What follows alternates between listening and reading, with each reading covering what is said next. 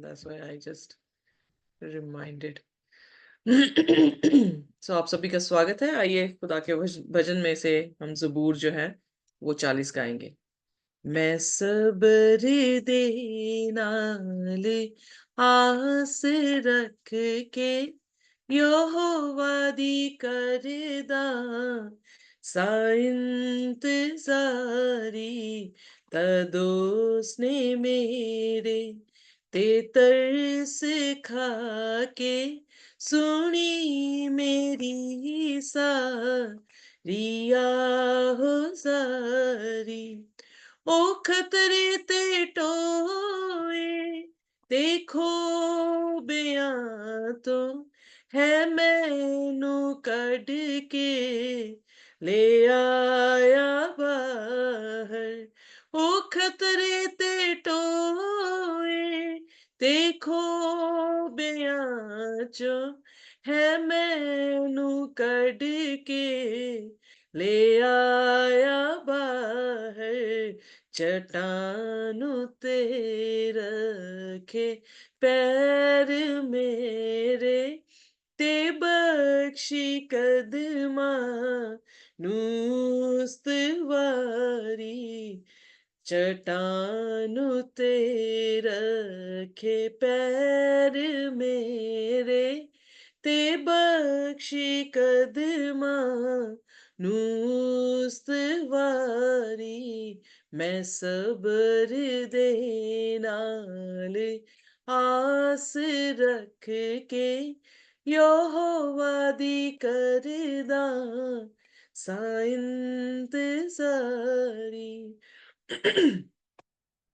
खुदा ने गीत एक नवा सिखाया कि जिस तो होवे तारीफ उस दी खुदा ने गीत एक नवा सिखाया कि जिस तो होवे तारीफ उस दी बथेरे मन्नणगे खौफ उसदा ते आस रखण रब ते सारी बथेरे मन्नणगे खौफ उसदा ते आस रखण रब ते सारी मैं सबर दे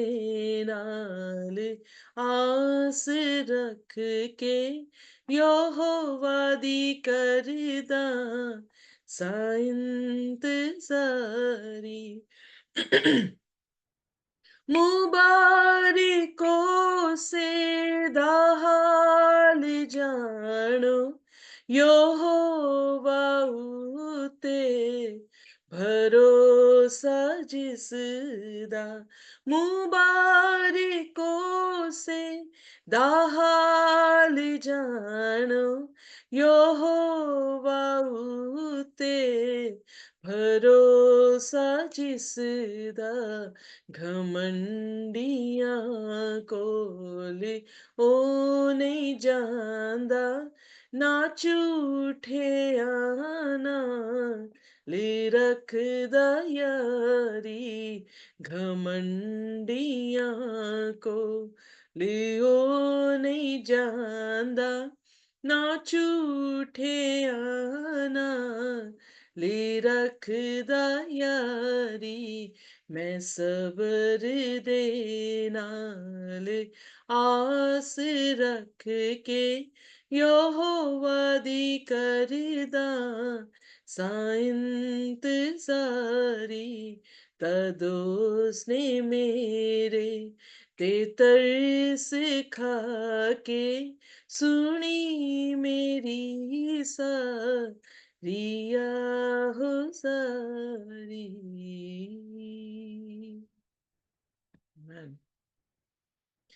Amen. Amen.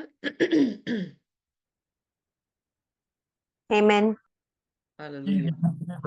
तो आइए अपने जो है वो लेसन में चलेंगे। तो डायरेक्टली एक छोटी सी प्रार्थना करेंगे, कोई भी जन जो है वो कर सकता है। प्रार्थना करें और फिर हम दानियल उसका 7वां अध्याय और उसके दूसरे पार्ट में जो है हम जाएंगे, क्योंकि दानियल 7 अध्याय वो छोटे से सिंह के बारे में जो है वो ज्यादा व्याकुल हुआ, उसके बारे में जो है हम चर्चा करेंगे। कोई भी जन जो है वो छोटी सी प्रार्थना कर सकता है।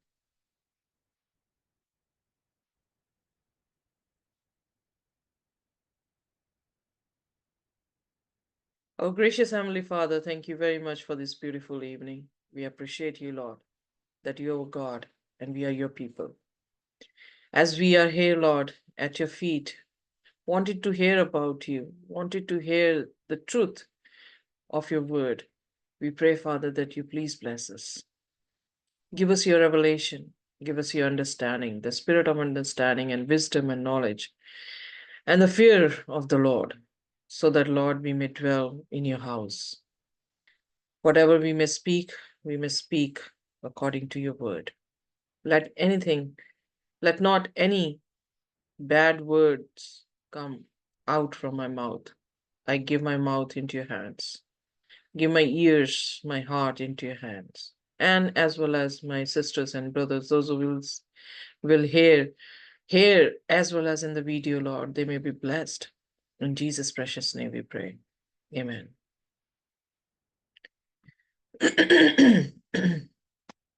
Amen. सॉरी, मेरा मैं सो गई थी, मेरा गला थोड़ा सा खराबी कर रहा है। ओके, सो आज मैं बाइबल नहीं पढ़ाऊंगी आपको। आज जो है मैं पावर पॉइंट के साथ करूंगी, क्योंकि बाइबल जो है हम ऑलरेडी पढ़ चुके थे कल। और जो वो क्या कहते हैं छोटा सींग के बारे में है, उसके बारे में जो है हम इतिहास से देखें कि वो छोटा सींग जो है वो कौन था। वेल, बहुत सारी बार जो है हमें देखने को मिलता है कॉनमेंस मैंने जो है डिक्शनरी में देखा, गूगल में, कि ये कॉनमैन क्या होते हैं। उसमें लिखा अ मैन हु चीट्स और trick someone by gaining their trust and persuading them to believe something that is not true। सो ऐसे लोग जो है वो हमारे बीच में आ चुके हैं, जिसमें वो इस तरह से बातें करते हैं या कोई भी चालाकी जो करते हैं या हमें चुराने की कोशिश करते हैं, और इतनी ज्यादा परसुएसिव उनकी कन्विंसिंग जो है उनके वर्ड्स होते हैं कि कोई भी इंसान उसके उनके धोखे में जो है वो आ जाए। बताया जाता है कि अमेरिका में सबसे पहली चोरी ये हुई थी कि 2400 पाउंड की एक माला जो थी रंग बिरंगी, उसे चालाकी से जो है वो बेचा गया अमेरिका में। और जितने भी आपने देश देखे हैं या हिंदुस्तान को भी ले लें, हर जगह पर जो है वो चालाकी होने से इमारतें जो है लोग अपने घरों की खड़ी करते हैं। बिजनेस में देखा जाए तो बिजनेस में भी कोई ऑनेस्टी नहीं दिखाई जाती, बल्कि वहां पर भी जो है धोखागिरी की जाती है और उसको जो है वो बढ़ा दिया जाता है।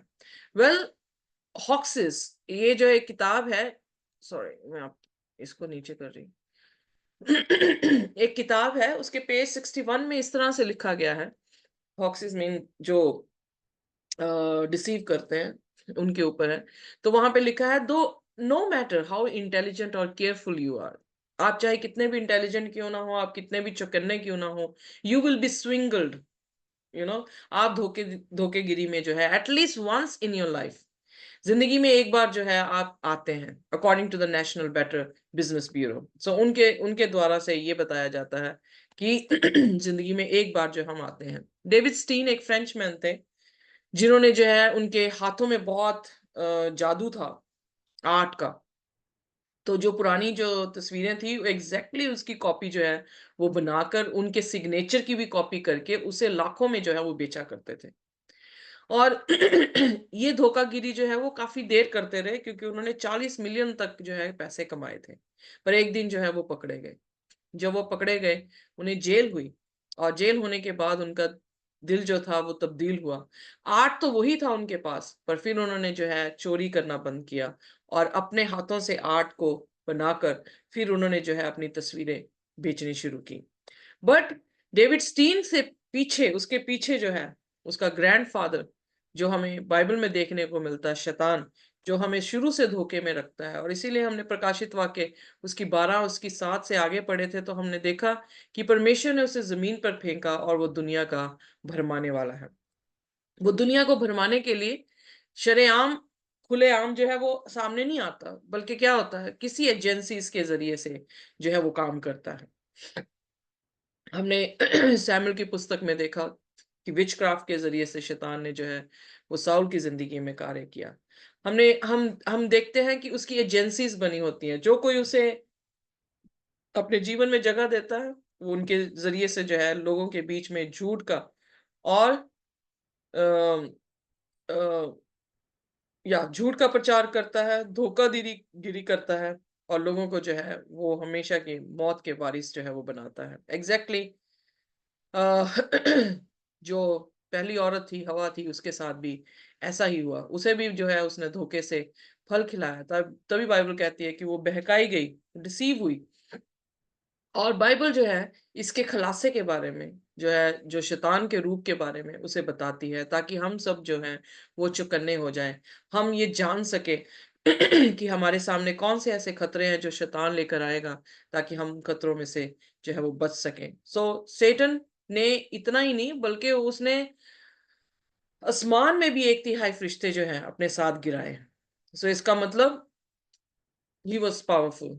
उसने जो है जो अच्छे फरिश्ते थे उनको भी बहका दिया और उन्हें भी है स्वर्ग से जो है वो गिरा दिया गया। इसलिए प्रकाशित वाक्य उसके 12 उसकी 7 उसकी 9 में लिखा है कि एक ऐसी जंग आसमान में हुई जो मिकाइल और उसके फरिश्तों ने किसके साथ जंग की।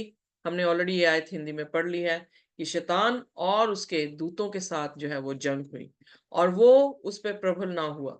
फिर बाइबल आगे लिखती है कि वही पुराना सांप शैतान इब्लीस, जिसे हम इब्लीस भी कहते हैं, वो जो पूरी दुनिया को भरमाने वाला है, वो धरती पर जो है वो फेंक दिया गया और उसके साथ उसके दूत भी जो है वो फेंके गए। संसार में अगर खुदा और खुद उसके दूत हैं, तो शैतान और उसकी दुष्ट आत्माएं जो हैं वो भी इस धरती पर काम करती हैं और उनका काम क्या है कि हमें डिसीव करना, हमें जो है वो भरमाते हैं। यीशु मसीह के पास भी जो है कॉन मैन की तरह वो आया, उसे डिसीव करने के लिए आया जब उसकी टेम्पटेशन हुई। और जब टेम्पटेशन वो करने के लिए आया तो वो उसको सारी समस्त जाति को दिखाता, उस चमक को दिखाता है और उसे कहता है मेरे सामने झुक जा, तो मैं तुझे ये सारी चीजें जमीन का अधिकार तुझे दे दूंगा। और प्रभु यीशु मसीह ने वहां पर वचन का सहारा लेकर उसे रिब्यूक किया और वो वहां से चला गया। मत्ती उसके 24 और उसके 24 में लिखा है कि he will rise and show great science and wonders to deceive if possible even the elect. यानी वो इतने चमत्कार करेगा, इतने वंडर्स करेगा, ताकि वो क्या करे, चुने हुओं को भी जो है वो भरमा सके। सो यहाँ पर हमें देखने को मिलता है कि खुदा के लोग भी इस डेंजर में हैं कि किसी ना किसी तरीके से वो भी जो है वो गुमराह हो सकते हैं। पर कौन ऐसी चीज है जो हमें गुमराह होने से बचा सकती है? खुदा का वचन। जब हम खुदा का वचन पढ़ते हैं तो हमें मालूम पड़ता है कि खुदा का वचन हमें क्या दिखाता है। यहाँ पर दानियल के स्वप्न में जब दानियल को एक ऐसा जीव दिखाई दिया, उसने 4 जीवों को पानी से निकलते हुए देखा।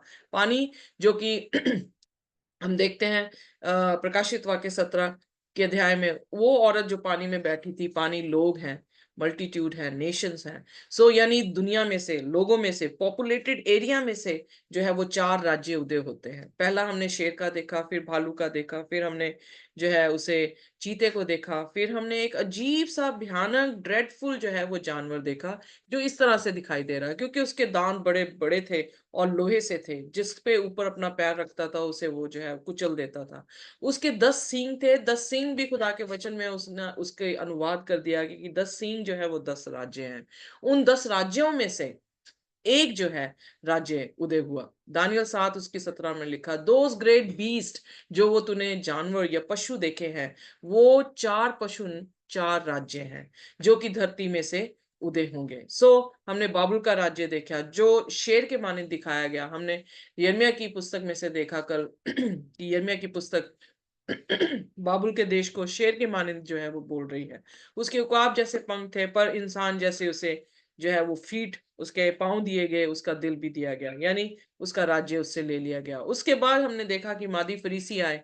उन्होंने 3 पसलियां जो मुंह में देखी, वो लीदिया थी, इजिप्ट थी और बेबीलोन था, जो 3 राज्यों को उन्होंने गिरा के मारा और उसके बाद 2 साल के लिए वो राज्य जो है करने लगे। तीसरा हमने चीते के समान देखा जिसके 4 सिर थे, उसके 4 कमांडर्स को दिखाता है, जो कि कसेंडर, लिसिमिकस और टोलोमियो और सिलिकस करके उनके नाम कमांडर्स के थे, और इनके राज्य जो है, इतिहास बताता है कि इनके राज्य चारों दिशाओं में जो थे वो बट गए, पर वो ज्यादा देर चला नहीं। 144 साल तक उन्होंने राज्य किया, एक दूसरे से लड़ते रहे। इस कारणवश वो अलेक्जेंडर द ग्रेट के माने जो है नहीं बने। उसके बाद चौथा राज्य आया, और वो राज्य जो था वो काफी भयानक था। वो राज्य रोम का था, जिसके आगे हमने देखा कि 10 सींग थे। अब दानियल 7 उसके साथ में लिखा, after this I saw in the night vision behold a fourth beast.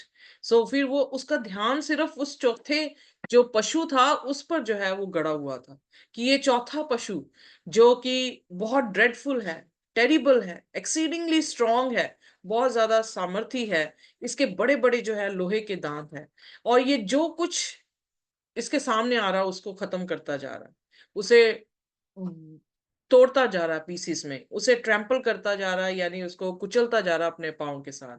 और ये बीस्ट जो था वो दूसरे बीस्ट से बिल्कुल भिन्न था, अलग था, दैट वर बिफोर इट, जो उसके सामने पहले आए थे। And it had 10 horns. उसने इसकी व्याख्या की, करेक्टर्स बताने जो है वो शुरू किए कि इसके 10 सींग थे। फिर दानियल उसके साथ उसकी 8 में लिखता है कि मैं अभी देख ही रहा था हॉर्न्स को, कि मैंने देखा एक छोटा सा एक और जो है वो सींग उदय हुआ, बहुत छोटा था, जो इनमें से आया था। Before whom 3 of the first horns were plucked out. और क्या हुआ कि उसमें से 3 जो है उसने उखाड़ गिराए, और उसकी हॉर्न की यानी उस सींग की जो है वो आंखें थी, मनुष्य जैसी थी, और बहुत बड़े बोल बोलने वाले उसके पास शब्द थे। सो ये सारी चीजें दानियल लिख रहा है, पर दानियल अंदर ही अंदर गरीब है, दुखी है, उसकी आत्मा से, उसके दिमाग में जो है यही परेशानी चल रही है कि ये सीन क्या है, क्या परमेश्वर जो है मुझे दिखाना चाह रहा है। इस सीन में थोड़ा डिफरेंट बातें हैं। इस सीन में ये एक राजनीतिक तौर से लड़ाइयां मैं नहीं देख रहा हूं कि राजे आए हैं, पर इस सीन के बीच में खुदा के लोग जो हैं वो इन्वॉल्व हैं। सो इसलिए दानियल 7 उसकी 21 और 25 में इस तरह लिखा, मैं देख ही रहा था, और उस हॉर्न ने क्या किया, उसने जो है वो संतों के साथ लड़ाई की, और उनके ऊपर जय पाई। उसको जो है अधिकार दिया गया कि वो समयों को और हुक्मों को जो है वो बदल दे। उसे उसके हाथों में, यानी 3.5 काल तक जो है उसके हाथों में संतों को जो है वो दे दिया गया। अब ये लिख रहा है, सोच रहा है, और ये सोच रहा है कि ये अधिकार किसको मिल गया, कि खुदा के संत, वो क्योंकि यहूदी था, तो वो यहूदी कौम के बारे में सोचने लगा कि 70 साल के लिए तो इस खुदा ने बाबुल की गुलामी के लिए कहा था, पर यहाँ पर 350 जो 3.5 काल जो है उसमें से उसमें जो है 1260 दिन आते हैं। सो 1260 दिन इज इक्वल टू 1260 साल। सो 1260 साल तक खुदा के लोग, कौन सी ऐसी किंगडम आ रही है जिसके हाथों में जो है वो कर दिए जाएंगे। सो वो किंगडम के बारे में जानने के लिए इसलिए ज्यादा जो था वो परेशान था। तो दूसरा तस्लोनियन उसकी 2 उसकी 4 में लिखा है, आइए मेरे साथ हिंदी में पढ़ दे कोई भी। दूसरा तस्लोनियन उसका 2 अध्याय उसकी 4 आयत।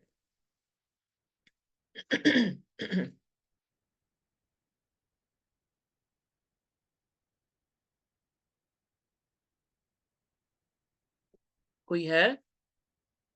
हाँ जी, दूसरा टू तस्लोनियन उसका 2 अध्याय उसकी 4 आयत।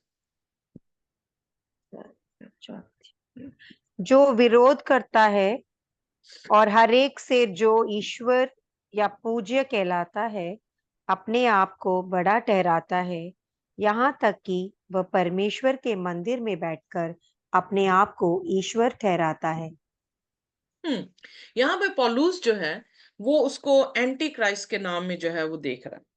कह रहा क्या है, वो इंसान क्या है जो खुदा के घर में बैठा है, खुदा के घर में अपने तख्त को उसने खुदा के ऊपर जो है वो बना लिया है। सो अपने आप को क्या कह रहा है कि वो ही खुदा है। सो एक ऐसी पावर आएगी, पौलुस भी कह रहा है कि वो पावर आएगी, वो पावर है भी, जो क्या करती है, क्योंकि हम तो शुरुआत से देख रहे हैं कि ये वो पावर दुनिया में चलती आ रही है, शैतान की पावर है। शैतान किसी एजेंसी को यूज कर रहा है, जैसे वो अपने करेक्टर रखता है वैसे ही उस एजेंसीज को जो है वो करेक्टर देगा। और इससे हम जान पाएंगे कि शैतान का जो है वो कौन सी एजेंसी है जिसको जो है, कौन सी ऐसी किंगडम है जिसको वो पावर दे रहा है। प्रकाशित वाक्य में भी इसका जिक्र आया है, आइए में से निकालिए प्रकाशित वाक्य उसका 13 अध्याय उसकी 5वीं और 7वीं आयत।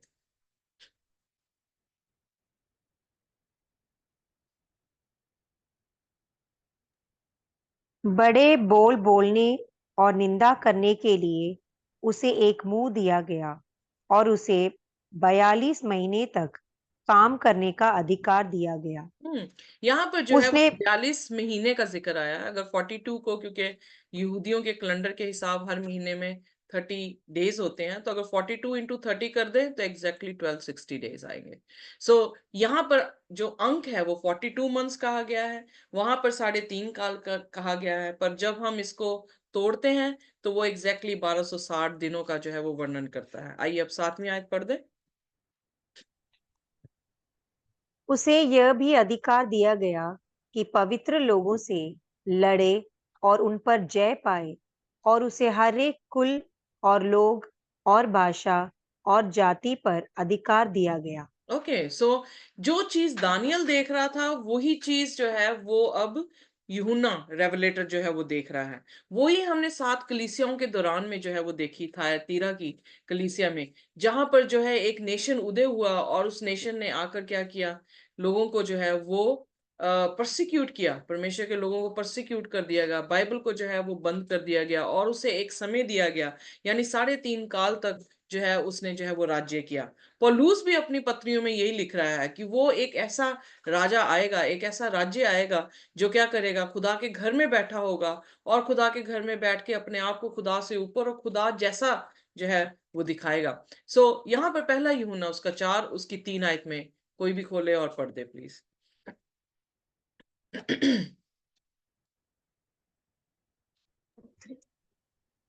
और जो आत्मा यीशु को नहीं मानती वह परमेश्वर की ओर से नहीं, और वही तो मसीह के विरोधी की का आत्मा है, ओके, यहाँ पर जिसकी ये चर्चा वर्ड अंडरलाइन कर लें, जो एक्नॉलेज नहीं करता यीशु मसीह को कि वो परमेश्वर से है, तो वो क्या है, स्पिरिट ऑफ एंटी क्राइस्ट है। अब इसका मतलब क्या है, यानी ये नहीं कि जैसे अब आप कहेंगे शायद हिंदू के लिए कहा गया है, नहीं, ये हिंदू लोगों के लिए नहीं कहा गया, ये सिख लोगों के लिए नहीं कहा गया, उन भाइयों के लिए नहीं कहा गया, पर जो खुदा के मंदिर में बैठ के खुदा की जगह लेके अपने आप को खुदा का रूप दिखा रहा है और यीशु मसीह को एक्नॉलेज नहीं कर रहा है, आर यू विद मी, वो किसकी स्पिरिट है, वो एंटी क्राइस्ट की स्पिरिट है। क्योंकि एंटी क्राइस्ट की स्पिरिट कहां पर है, खुदा के मंदिर में बैठी होगी, भगवानों के मंदिर में नहीं होगी, गुरुद्वारों में नहीं होगी, पर कहां पर होगी, खुदा के घर में बैठकर जो है वो क्या करेगी, खिलाफत करेगी। सो यही पौलुस कह रहा है कि वो खुदा के मंदिर में बैठा है, अपने आप को खुदा कह रहा है। और यहाँ पे यूहन्ना जो कह रहा है कि वो एक्नॉलेज नहीं कर रहा जीसस को कि वो खुदा है, पर किसको एक्नॉलेज कर रहा है, अपने आप को एक्नॉलेज कर रहा है कि वो खुदा के जगह पर जो है वो बैठा है। सो पढ़ दी पूरी वर्स आपने कि सॉरी मैंने बीच में आपको छोड़वा दिया। नहीं, मैं अभी पढ़ती हूँ। और वही तो मसीह के विरोधी की आत्मा है, जिसकी चर्चा तुम सुन चुके हो कि वह आने वाला है और अब भी जगत में है। Okay, so are you with me. So खुदा की विरोधता में कौन खड़ा हुआ, आज हमने जो है प्रकाशित वाक्य 4 अध्याय में क्या देखा कि कौन है जो अपना तख्त खुदा से ऊपर बनाना चाह रहा है। सो ऑलरेडी वो दुनिया में है, ओके, वो आ चुका है, अभी भी जो है वो है और आने वाला है। सो वो अपने कार्यों को जो है वो बार बार क्या कर रहा है, दिखाएगा। हमने फर्स्ट सेंचुरी में भी देखा, हमने जो है वो उस टाइम पीरियड में भी देखा, और हम देख रहे हैं कि आने वाले टाइम में भी जो है वो आ रहा है। सो इसका मतलब खुदा कुछ भेद की बात जो है इस राज्य के बारे में हमें जो है वो दिखाना चाह रहा है। न्यू टेस्टामेंट के लोग जो है, कई बार हम सोचते हैं ओल्ड टेस्टामेंट जो है वो चला गया, यानी वो खत्म हो गया, पर ओल्ड टेस्टामेंट में से 404 आयतें जो है वो प्रकाशित वाक्य में लिखी हुई हैं। इसकी भी कोई वजूहत थी कि खुदा का कलाम जो है ना ओल्ड टेस्टामेंट ना न्यू टेस्टामेंट, दोनों कोई खत्म नहीं हुआ, दोनों आज बराबर हैं और वो हमारे लिए जो है वो आदेश देते हैं। और जब हम line upon line, precept upon precept, little here little there, जो कि यशाया 28 की 10 के वचन है, जब हम उसको फॉर्मूले को लेते हैं तो हमें हर चीज जो है वो समझ आती है।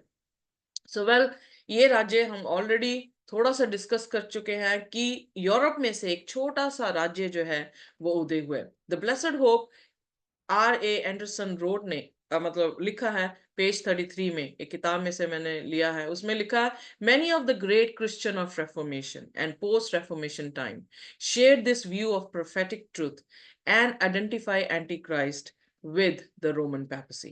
ये रोम की जो पैपसी है, रोमन कैथोलिक चर्च जो है, वो यूरोप से, जैसे मैंने पहले भी बताया, इटली जो है वो देश है, रोम जो है एक शहर है, रोम के बीच में वेटिकन सिटी है, 4 मील में बसा हुआ ये शहर है, जहां से ये सिर्फ राजनीतिक तौर से राज्य नहीं कर रहे हैं, बल्कि धार्मिक तौर से भी जो है वो राज्य इस धरती पर कर रहे हैं।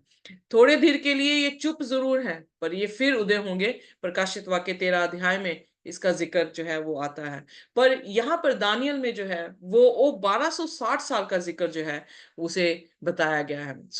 इस किताब में क्या लिखा है? Among adherent of this interpretation were the Waldenses, मतलब जितने भी खुदा के दास आए हैं centuries after century, Hussites, Wycliffe, Luthers, Calvins, zwingli, इन सभी ने, Baptist theologians, John Gill, martyrs, Cranmers, Tyndale, Latimers and Ridley, इन सभी ने ये कहा है कि जो रोमन पैपसी है वही जो है वो एंटी क्राइस्ट है। अनफोल्डिंग डैनियल्स प्रोफेसी पेज 92 किताब में लिखा है, leaders such as Luther, Calvin, Knox, Cranmers pointed to Daniel 7 and Revelation 17, जो वो दानियल 7 और प्रकाशित वाक्य 17 को आइडेंटिफाई करते हैं एक एक विरोधता के, बहुत बड़ी विरोधता, जो कि हेडक्वार्टर्स इन रोम में जो है वो हो रही है।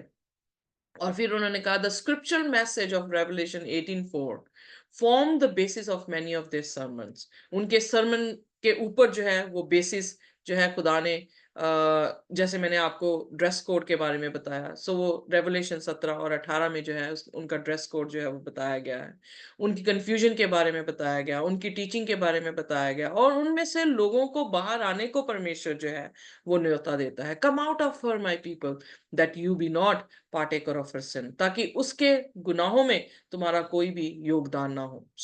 जॉन विक्लिफ, जो कि रेफॉर्मिस्टिक रह चुके हैं, उन्होंने अपनी किताब में चैप्टर 2 में बोला, the pope is anti Christ here on this earth, क्योंकि पोप ने जो है वो दावे किए हैं।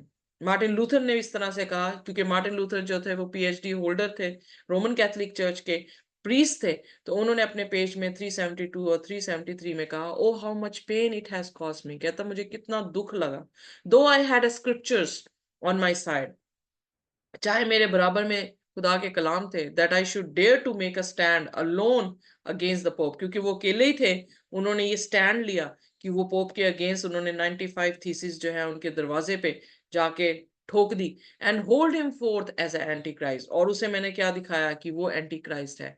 आई was so I fought with myself and with Satan till Christ by his infallible word fortified my heart against this doubt, कहता कि मैंने अपने आप से जद्दोजहद की, शैतान से भी जद्दोजहद की, जैसे मैंने आपको बताया उनको ख्वाब आया, शैतान आके उसे रुला रहा है, उसे कह रहा तेरे इतने पाप हैं, और उस खुदा ने की आत्मा ने उससे कहा कि इसे क्या, यीशु के नाम से कि अपना हाथ हटाए, तो जैसे ही हटाया तो उसकी उस लिस्ट के ऊपर लिखा था इसके सारे पाप यीशु के लहू से जो है वो धुल गए हैं।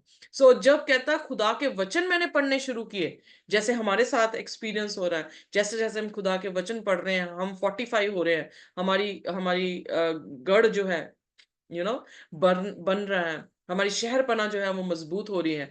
कहता जब तक वो खुदा के वचन जिन्होंने मुझे 45 नहीं किया, तब तक मेरे डाउट्स जो थे वो, माई heart against these doubt, in doubt से जो है मेरे हार्ट जो है वो परे नहीं हुए। बाइबल एक ऐसी किताब है जो सच्ची किताब है, और उस बाइबल को पढ़ने से हमें जो है खुदा अपना गढ़ देता है, छुपने की जगह बनाता है हमारे लिए, ताकि हम उसमें छुप सकें, और जो हमारे आगे पीछे गिरे, 1000 या 10,000 गिरे, वो हमें छू भी ना सके, क्योंकि हमने किसको अपना शरण स्थान बना लिया? हमने परमेश्वर को अपना शरण स्थान जो है वो बना लिया है। इसी तरह से जब परमेश्वर, जैसे हम अपने आम जिंदगी में देखते हैं, कोई इंसान गुम जाता है या कोई चोर होता है, उसको पकड़ना होता है, तो उसका सारा रूप, उसका ढांचा, कितना कद है, कैसी आंखें हैं, कैसा सिर है, कैसे बाल है, वो सारी इंफॉर्मेशन दी जाती है, और फिर ये दिखाया जाता है कि इस पते पे जो है वो आप कांटेक्ट कर सकते हैं। उसी प्रकार परमेश्वर ने इस राज्य के भी जो है वो कुछ चीजें बताई हैं, जिन चीजों से हम जान सकते हैं कि ये राज्य किसी भी और राज्य के साथ जो है वो टैली नहीं करता, बस एक ही राज्य है, क्योंकि यहाँ पर रोम का चौथा राज्य था, और उस रोम के चौथे राज्य के बंटने के बाद 10 राज्य जो है वो उदय हुए हैं, और दानियल 7 उसकी साथ में उसे एक ड्रेडफुल, टेरिबल, एक्सीडिंगली स्ट्रॉन्ग राज्य कहा गया। और बिना किसी शक के ये राज्य जो था वो 600 साल तक जो है उसने राज्य किया, और बहुत ही ये कठोर जो है वो राज्य था। क्रूसीफाई जो करना या मौत देनी, ये इन्हीं के राज्य में जो है वो आई। लोहे के दांत इनके थे, क्योंकि लोहे के औजारों के साथ ये जो है वो लड़ते थे। तो इसमें से 10 राज्य जो है वो उदय हुए। वो 10 राज्य, 10 राजा हैं जो इनमें से निकलते हैं। दानियल 7 उसके 24 में परमेश्वर ही इंटरप्रेट कर रहे हैं, और इसमें से एक और जो है वो उदय हुआ। He shall be different from the first ones. अब ये छोटा सा जो राज्य हुआ, वो दूसरे राज्य जितने हमने देखे वो सारे राजनीतिक राज्य थे, पर ये एक ऐसा राज्य निकला जो राजनीति को भी और धार्मिकता को भी, दोनों को साथ लेकर जो है वो राज्य कर रहा है। यानी वो प्रीस्ट भी बन गया और वो किंग भी बन गया।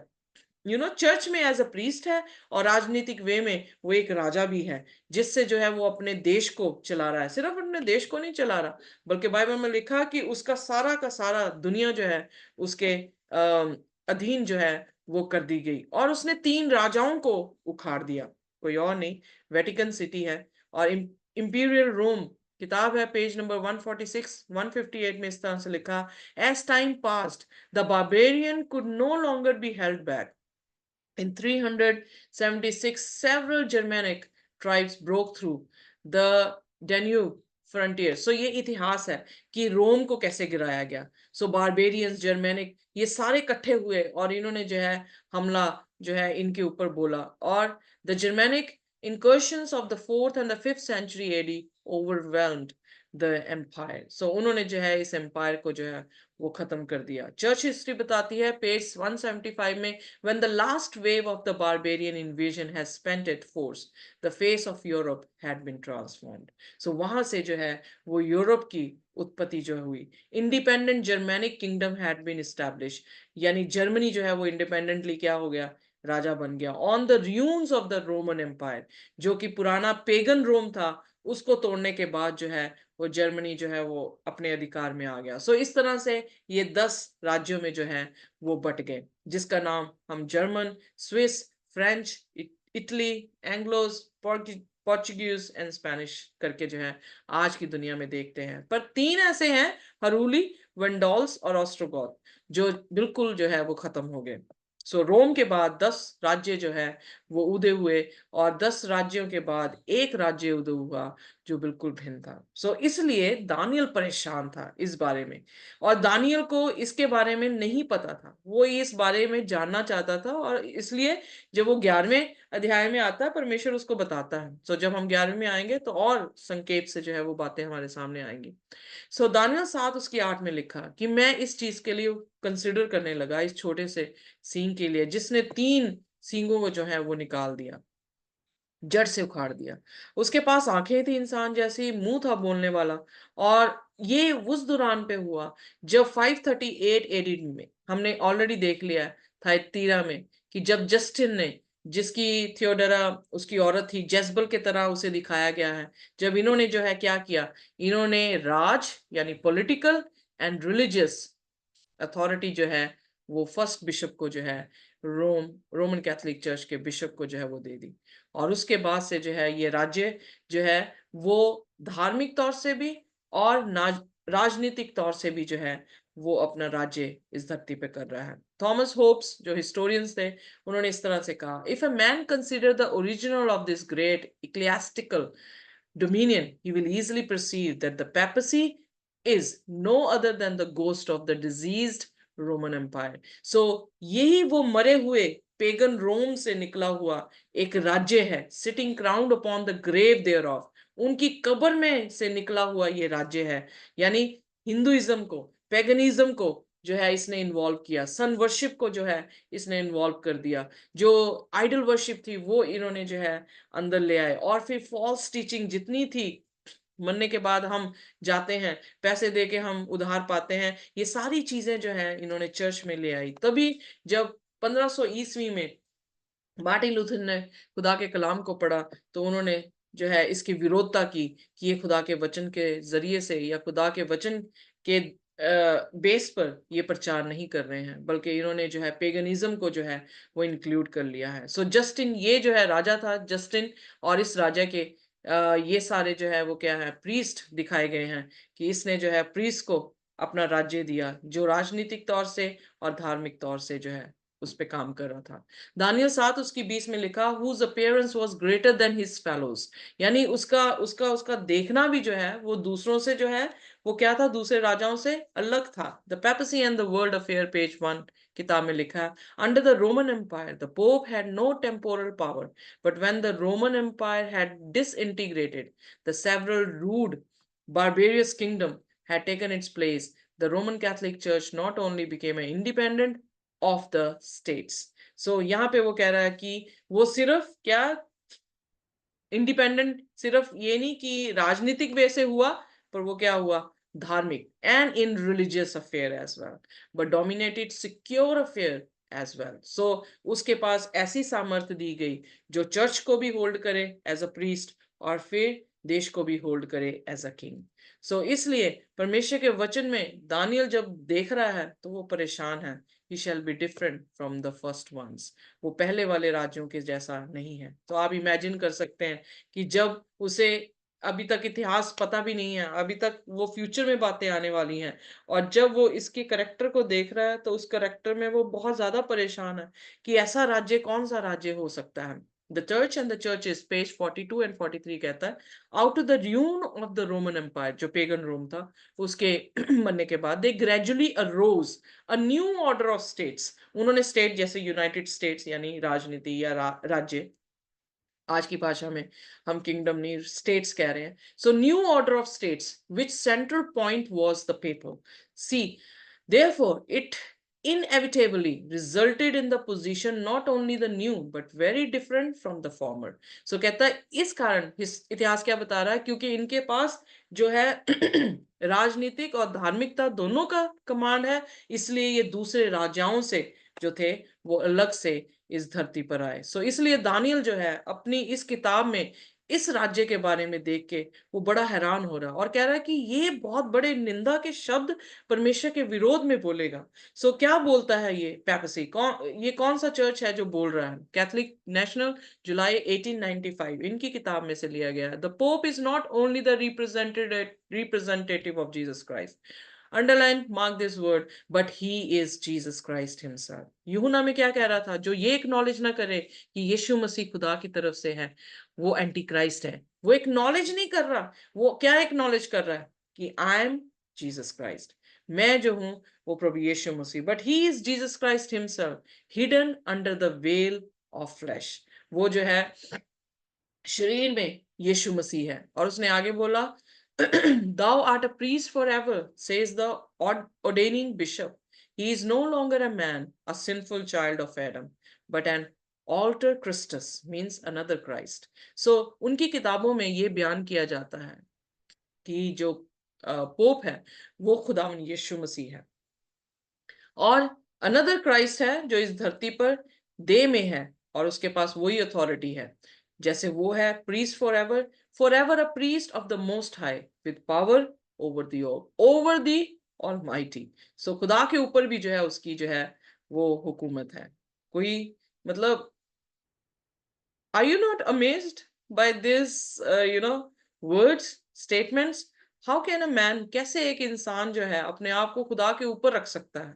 हाँ, कैसे इंसान जो है अब खुदा की जो है चीजों को हटा के अपने आप को जो है वहां पे रख सकता है? और ये मेरी किताब नहीं है, ये इन्हीं की किताबें हैं जिन किताबों से जो है मैंने ये शब्द जो है वो लेकर आई। Dignity and duties of the priest, volume 12 page 27 में लिखा, God himself is obliged to abide by the judgment of his priest.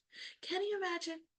खुदा इनके अधीन है, इनकी प्रीस्ट के जजमेंट। अगर प्रीस्ट ने कह दिया तेरे पाप माफ हुए, इतने पैसे दे दे तेरे पाप माफ हुए, तो गॉड इज obliged, खुदा को सुनना पड़ेगा। ऐसा हो सकता है कि खुदा हमारी सुने, कि हमें खुदा की सुननी होगी? So either not to pardon or to pardon according to as they refuse or give absolution. So जो कोई भी खिलाफत करता था इसीलिए उसे एक्सक्यूमनिकेट कर दिया जाता था, जो ये बताता था कि इनकी निजात खत्म है, ये खुदा की निजात को ले नहीं सकते। मार्टिन लूथर को भी एक्सक्यूमिनिकेट कर दिया गया। जिस जिस रिफॉर्मिनिस्ट ने आकर आवाज उठाई उनको एक्सक्यूमिनिकेट कर दिया जाता था, क्योंकि सभी के दिमाग में यही चीज डाल रखी थी कि अगर इन्होंने एक्सक्यूमिनिकेट कर दिया तो खुदा ने स्वर्ग की बादशाह से आपको निकाल दिया। So they say even God himself is obliged to abide by the judgment of his priest. The sentence of the priest proceeds and God subscribes to it. मैंने YouTube का चैनल बनाया, आप सब्सक्राइब करते हैं, बट ये क्या कह रहे हैं कि खुदा सब्सक्राइब करेगा मेरा channel. Is it possible?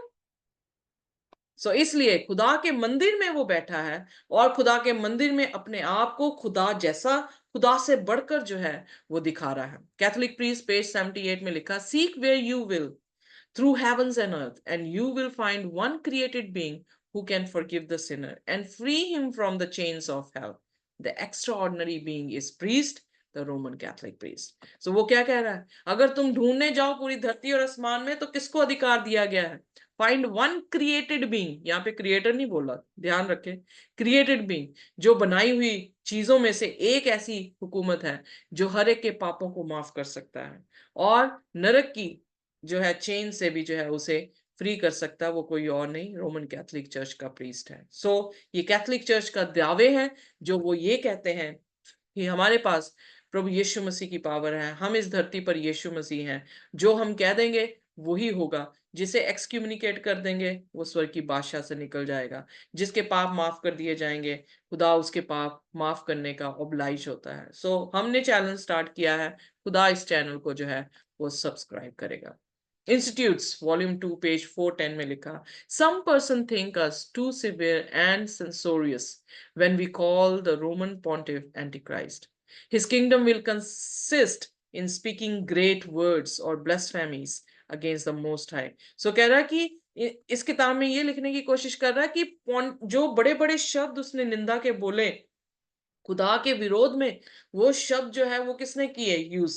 Roman pontiff Antichrist ने, यानी रोमन कैथोलिक चर्च ने जो है इस शब्दों का जो है वो इस्तेमाल किया। सो दानियल जब ये देख रहा है कि वो जो हॉर्न है, एक तो बड़े बड़े शब्द बोल रहा है, दूसरी बात उसने संतों के साथ जो है वो लड़ाई की। कहां पे? स्वर्ग में मिकाइल और उसके दूत जो है वो शैतान और उसके दूतों के साथ लड़े और प्रिवेल नहीं कर पाए, पर यहाँ पर धरती पर जो है वो शैतान और उसके दूत किसके साथ लड़ रहे हैं? संतों के साथ लड़ रहे हैं, और संत जो है वो प्रिवेल जो है वो नहीं कर पाए। सो यानी उनके ऊपर जो है उन्होंने अधिकार रखा और निंदा के शब्द उसने खुदा के वचनों के अगेंस्ट जो है वो बोला। द वेस्टर्न वॉचमैन December 24, 1909 में इस तरह से जो है पब्लिश हुआ, the church was persecuted, only a tyro in church history will deny that, we have always defended the persecution of Huguenots and the Spanish Inquisition. When she thinks it's good to use physical force, she will use it. So इतिहास बताता है कि इन्होंने जो है वो persecution की, और इनकी परसिक्यूशन इतिहास में हुगेनोट्स और स्पेनिश इंक्विजिशन में जहां पर इनकी बगावत हो रही थी उनको इन्होंने मारा। तो ये सोचते हैं कि जब कभी भी हमें फिजिकल फोर्स या आर्मी को लागू करना पड़ेगा इस्तेमाल करने के लिए तो हम करेंगे। सो इसका मतलब ये इस चीज का भी अधिकार रखते हैं कि हमारे पास अधिकार है, जो भी हमारे खिलाफ बात करेगा उसको हम जो है वो मार देंगे। सो इसी तरह से एक जगह पे जो है इन्होंने इसी तरह से कत्ले आम जो है वो किया। वेस्टर्न वॉचमैन November 21, 1912 में लिखा, Catholic says only 30,000 were slain. Protestant put the number 70,000. We prefer the latter figure if there were 70,000 Huguenots in Paris. ये पेरिस में हुआ था, the night of massacre. There would be so much more justification for the slaughter. We have heard ring out many times the very bell that called the Catholics together on that fatal night. जब वो ton ton ये bell बजाते थे तो जितने Catholics हैं उनके लिए ये एक तरह का सुसमाचार था कि उन्हें बुलाया गया चर्च में, और वहां पर जो है उन्होंने जो है बहुत सारे लोग, so they always sounded sweetly in our ears, but उन्होंने क्या किया उस दिन? बहुत सारे 70,000 ह्यूगेनोट्स को जो है वो मार दिया गया। इतना ही नहीं बल्कि हर एक इंसान को जिसने यीशु मसीह के वचन पर भरोसा किया उसको जो है जिंदा जलाया गया, उसे कत्लेआम कर दिया गया शेरों के मान में। सो इवन उनके टांगे, उनकी बाजुएं तोड़ दी गई, उनकी आंखें जो है वो निकाल दी गई, ताकि वो यीशु मसीह का क्या कर दें, डिनाई कर दें और उनकी फॉल्स टीचिंग को जो है वो एक्सेप्ट कर लें। Too much, it was too much कि वो क्या कर रहे थे। पर दानियल 7 उसकी 25 में आगे बताता है कि वो समयों को और हुक्मों को भी जो है वो बदल देगा। सो इसका मतलब इसने ये भी अधिकार रखा कि वो समयों को बदल दे। जब हम इनकी पुस्तक को पढ़ते हैं तो वहां पे लिखा, the pope has power to change times, to abrogate laws, and to dispense with all things, even the precepts of Christ। यानी यीशु मसीह की कही हुई बातों को भी जो है वो क्या कर देंगे, रद्द कर देंगे, उसके समयों को जो है वो बदल देंगे, उसके हुक्मों को जो है वो भी बदल देंगे। 10 हुक्मों में से उन्होंने एक हुक्म एग्जैक्टली, सेकंड हुक्म उन्होंने बिल्कुल इरेडिकेट कर दिया, किसी ने आवाज नहीं उठाई, क्योंकि उसमें ये लिखा था कि तू मूर्ति की पूजा ना करना और ना मूर्तियों के सामने दंडवत करना। सो उनकी किताब में, उनकी बाइबल में, उनके चर्च में ये हुक्म नहीं सिखाया जाता। सो उसने 10वां हुक्म जो है तोड़ के 2 हुक्म बनाए और उसके पूरे 10 करके रख दिए। बाइबल में तो लिखा ही है, कैथोलिक एनसाइक्लोपीडिया वॉल्यूम 4 पेज 153 में लिखा है, the church after changing the day of rest from the Jewish Sabbath और 7th day of the week to the first, made the third commandment refer to Sunday as the day to be kept holy as the Lord's day। So उसने क्या किया, उसने हुक्म को भी तोड़ दिया, जो कि खुदा के वचन में आया कि अगर उत्पत्ति उसके पहले अध्याय में हम देखें तो वो क्या कर रहा है, समा क्या बताता है, जैसे ही शाम हुई, सुबह हुई, अगला दिन हुआ। सो इसने जो है वो 12 बजे मिडनाइट का समय जो है अगले दिन का जो है वो शुरुआत किया। उसने यही नहीं किया, उसने सब्बत का दिन जो 7वां दिन था उसको पहले दिन की दिन में जो है इबादत का दिन बनाकर उसको पवित्र जो है वो ठहरा दिया। संडे, वो खुद कहते हैं कैथोलिक रिकॉर्ड में ओंटारियो सितंबर 1 1923 में उन्होंने बोला, Sunday is our mark of authority. ये हमारा जो है वो मार्क है, जिसमें जो संडे की जो वर्शिप है हमने शुरू की है। The church is above the Bible. उन्होंने क्या कहा कि जो हमारा चर्च है वो बाइबल से भी ऊपर है। And this transference of Sabbath observance is proof of that fact. और इनफैक्ट प्रोटेस्टेंट लोग भी जो से आज भी जो है वो फॉलो करते हैं, क्योंकि जो जो उसने क्रिसमस का बना दिया, ईस्टर का बना दिया, संडे लॉ जो है, संडे जो है उसने वर्शिप का दिन बना दिया, हर प्रोटेस्टेंट उसको फॉलो कर रहा है। ओके, सो इसलिए मत सोचें कि हम जो है इनकी गिरफ्त से दूर हैं। ये सिर्फ 1260 साल तक रहे हैं, पर उनकी टीचिंग्स का प्रभाव इतना है कि आज तक जो है सच्चाई जो है वो बाहर नहीं आ रही उनकी, और लोग जो है इनकी ही जो इन्होंने ऑर्डिनेंसेस जो भी इन्होंने जो है वो बनाए हैं उन सभी को जो है वो फॉलो करवा रहे हैं। दानियल 7 उसकी 25 में लिखा, then the saint shall be given into his hand for a time and times and a half a time. So जब हम टाइम्स एंड टाइम्स यानी 1 साल, फिर 2 साल, फिर आधा साल, तो 3.5 काल का जिक्र आता है। और जूइश, क्योंकि ये हिब्रू में जो प्रोफेटिक लाइन हिब्रू में लिखी है, तो वो अपने लोगों को बताने की कोशिश कर रहा है। तो जब यहूदी के कैलेंडर में देखा जाए तो 30 दिन है। सो 42 इंटू 30 करें, 1260 दिन जो है। अगर हम 3.5 काल करें, अगर इतिहास को भी देखें तो एग्जैक्टली 538 AC यानी BC से 1798 एडी तक जो है इनका राज चला। और उसके बाद जो है इजिकल भी ये बताता है कि प्रोफेसी में एक दिन जो है वो 1 साल, हम ऑलरेडी सीख चुके हैं। I have laid on you a day for each year. So एक दिन जो है वो 1 साल के बराबर है। सो हिस्ट्री और खुदा का वचन, चाहे दानियल की किताब हो चाहे वो प्रकाशित वाक्य, 600 साल का वक्फा दानियल और प्रकाशित वाक्य के लिखने के दौरान है, पर आत्मा ने दोनों को एक ही चीज जो है वो बताई है। इसलिए दानियल 7 और प्रकाशित वाक्य 13 बिल्कुल पैरेलल में चल रहा है। इंफॉर्मेशन 13 में थोड़ी सी ज्यादा जो है खुदा ने उस राज्य के बारे में दी है, जो हम जब प्रकाशित वाक्य में जाएंगे तो हम उसे देखते जाएंगे। अभी भी सील्स जब आएंगी तो यू विल सी कि क्या जो है परमेश्वर उनके बारे में कहता है। सो 1798 में फ्रेंच मैन नेपोलियन आकर इसे गिरफ्तार जो है करवाता है अपने कमांडर से, बर्थिया से। सो इसको जो है वो जेल में डाल दिया गया। और उस टाइम एक ऐसा घाव कैथोलिक चर्च को लगा, ऐसा लगा कि जैसे कैथोलिक चर्च मरी गई हो। बट वो थोड़े दिनों के लिए मरी थी, क्योंकि 1925 में ये दोबारा अपने शासन में जो है वो आए हैं। पर उस दौरान हमने देखा कि फिलाडेल्फिया की कलीसिया में दरवाजे खुल गए, क्योंकि इनका अधिकार जो था वो खत्म हो गया। और उस दौरान खुदा ने अपने दरवाजे खोले और सुसमाचार मिशनरीज के द्वारा कैसे जो है वो फैला। सो चर्च हिस्ट्री बताती है पेज 524 में, the murder of the Frenchman in Rome in 1798 gave the French an excuse for occupying the eternal city। कौन सी eternal city? जिसे ये papacy कहते हैं, and putting an end to the papal temporal power। और उसने 1798 में जो है वो क्या कर दिया, टेम्पररी इस पावर को जो है वो खत्म कर दिया। and the aged pontiff himself was carried off into exile to Valence। so Germany में उसे वेलेंस, फ्रांस में उसे लेकर जाया गया। And the enemies of the church rejoiced, जितने थे वो बड़े खुश हुए। And the last pope they declared had reigned, और उन्होंने ऐसे डिक्लेयर कर दिया कि ये आखिरी पोप था इस चर्च का जिसने किया। तो दानियल की किताब जो है इस छोटे से सींग के बारे में बता रही है, उसको देख रही है, खुदा उसे दिखा रहा है कि इसने जो है संतों के साथ लड़ाई की है, और तब तक करेगा जब तक कि एंशिएंट ऑफ डेज के, सो जब तक जजमेंट जो है वो शुरू नहीं होती। सो 1844 में जजमेंट जो है, जब हम दानियल 8 और 9 अध्याय पढ़ेंगे तो उसमें जो है इसका खुलासा होगा कि परमेश्वर ने वेदी को साफ किया। और वो 1844 का सन जो है वहां पर आता है जहां पे हमने देखा कि मिलर राइट्स ने जो है वो प्रचार करना शुरू किया कि यीशु मसीह जल्द आ रहे हैं।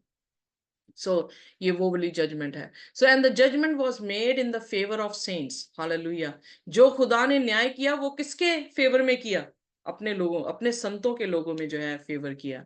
And time came for the saints to possess the kingdom, और अपने संतों के लिए वो समय उसने नियुक्त किया जिसमें वो उसके राज्य को हमेशा हमेशा के लिए जो है वो ले सके। दानियल 7 उसकी 26 और 27 में लिखा है, and the court shall be seated and they shall take away his dominion to consume and destroy it forever. So फिर जो है वो क्या हुआ तख्त रख दिए गए, किताबें खुल गई, और इसको जो है वो खत्म करने का विचार जो है वो बना, और इसको हमेशा के लिए खत्म करने के लिए खुदा ने जो है जजमेंट जो है वो खुद खड़ी कर दी। Then the kingdom and dominion and the greatness of the kingdom under the whole heaven shall be given to the people the saints of the most high.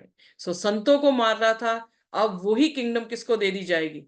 संतों को जो है वो दे दी जाएगी। His kingdom is an everlasting kingdom, किसकी? प्रभु यीशु मसीह की। And all dominion शैल सर्व, और जितने भी लोग होंगे उस किंगडम में वो सब किसको सेवा करेंगे, किसको ओबे करेंगे?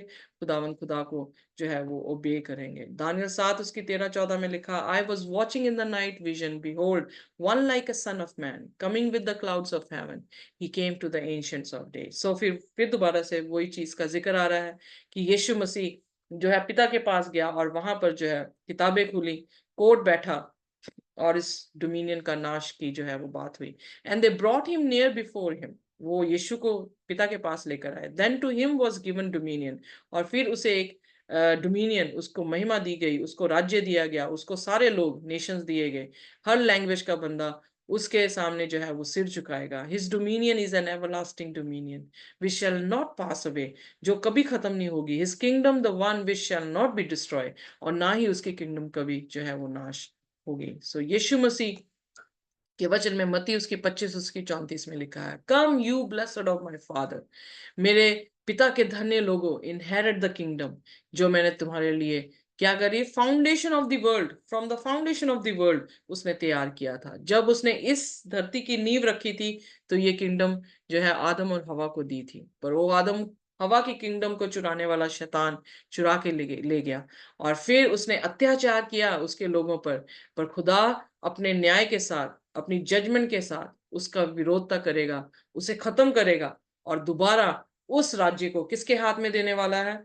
अपने ही संतों के हाथों में जो है वो देने वाला है। सो जीसस, यीशु मसीह दानियल को जो है वो आने वाले समय के बारे में जो है वो दिखा रहा था, और उसे एक ढाढ़स बांध रहा था कि उस दिन के इंतजार में रह जब मैं बादलों पर आऊंगा और तुझे स्वर्ग की बादशाह में लेकर जाऊंगा।